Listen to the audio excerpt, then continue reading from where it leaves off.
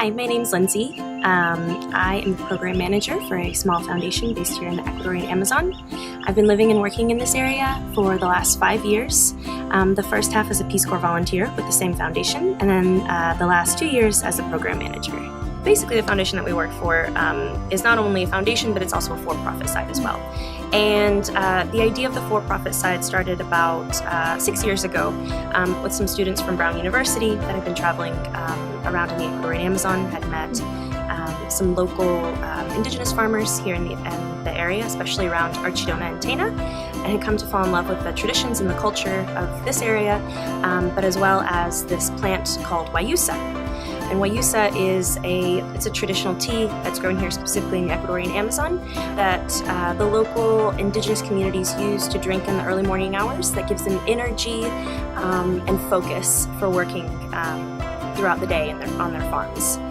And so these two students fell in love with the idea of guayusa and of the culture and the traditions behind the plant, and got the idea of creating a market for it in the United States.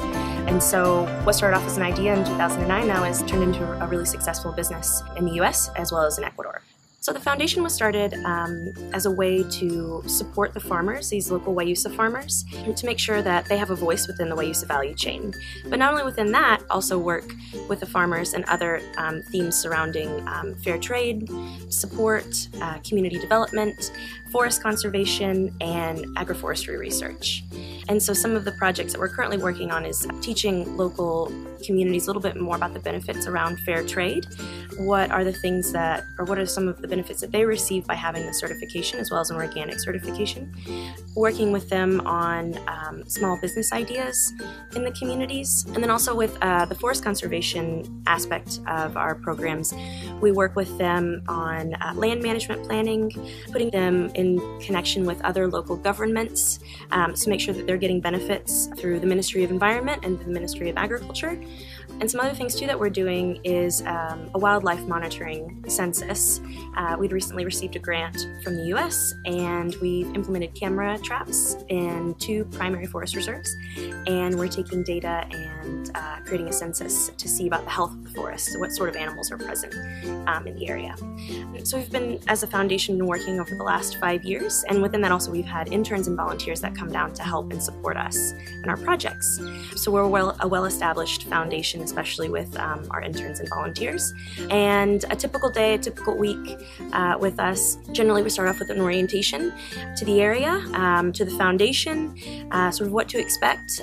We talk about the culture, cultural etiquette, those sorts of things, as well as we get them oriented into the area, immediately getting them out and getting their hands dirty, either sending them out with the community, with one of our team members to get to meet some of the communities that we work with, or getting them out and getting their hands dirty, digging around, planting trees, taking a hike, those sorts of things. Actually, this week we have a hike planned where some of our interns are going to go into primary forest and go out and change the chips in our camera traps.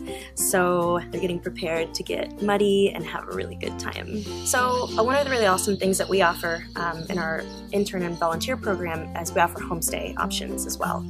So we have a volunteer house too that our interns and volunteers stay in, but we also offer them homestay options with local families. One of the really great benefits of that is that it helps with your Spanish. Also, you get more of an immersive experience into the culture and the traditions of this area. You learn more about community life and about family life. And also, if you're interested in learning more, not just Spanish, but also indigenous languages, you can learn more Quechua as well. What we're looking forward to in the future for our next projects, people that have a little bit of a sense, maybe some videography or photography skills, people that maybe have a little bit of experience with certain types of computer programs such as InDesign, helping out with our social networking platforms or social media platforms such as Facebook, Twitter, those sorts of things. Some web design, not just for us, but with some of the local communities that we work with. They're very interested in getting some of their ecotourism projects out there. So that's something that we could really use help with. It always helps too to have a good Spanish base, but it's not a requirement for us. And also just having a good outgoing personality, being flexible and independent and going with the flow.